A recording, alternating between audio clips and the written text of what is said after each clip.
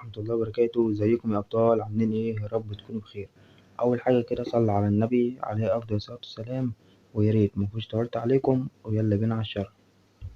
ده كده معانا فلتر من رمضان الجديد. هنوريكم قبل الفلتر وبعد الفلتر، من أجمل فلاتر اللايت روم بصراحة. تمام.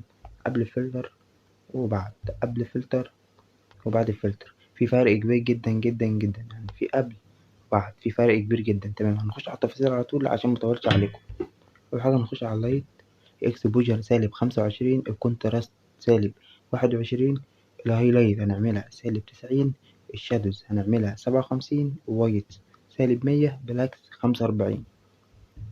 الكيرف الأزرق، اللون الأزرق ثابت زي ما هو، والأخضر والأحمر ثابت، والأبيض نفس الكلام ثابت، مش هنعمل فيها حاجة. تمام تمام.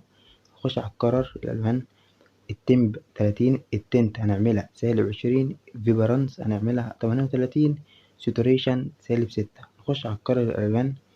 أول لون كده الأحمر، الهايو -40، الساتوريشن 18، الليمونوز -53. اللون الأورنج، الهايو -12، الساتوريشن -11، الليمونوز 7.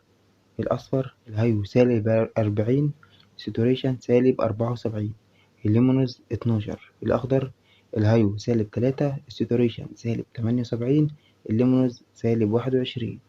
اللبني مش هنعمل فيه أي حاجة، تمام، صفر زي ما هي. تمام تمام.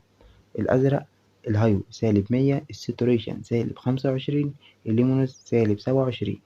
البنفسجي تمام ثابت زي ما هو، والبينك ثابت زي ما هو. تمام تمام تمام. هنخش كده على الريفكت ثابتة زي ما هي، مش هنعمل فيها أي حاجة. تمام، يعني كده ثابتة. تمام تمام. نخش على الديتيل برضو مش هنعدل عليها، يعني دي برضو ثابتة. تمام تمام.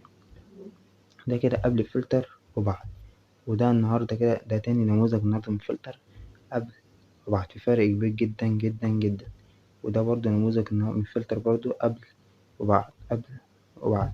وده برضو آخر النهاردة، نموذج النهاردة معانا من الفلتر قبل وبعد، قبل وبعد. وياريت الفيديو يكون عجبكم، ورابط الفلتر في صندوق الوصف. ودي كانت حلقتنا النهاردة، والسلام عليكم ورحمة الله وبركاته.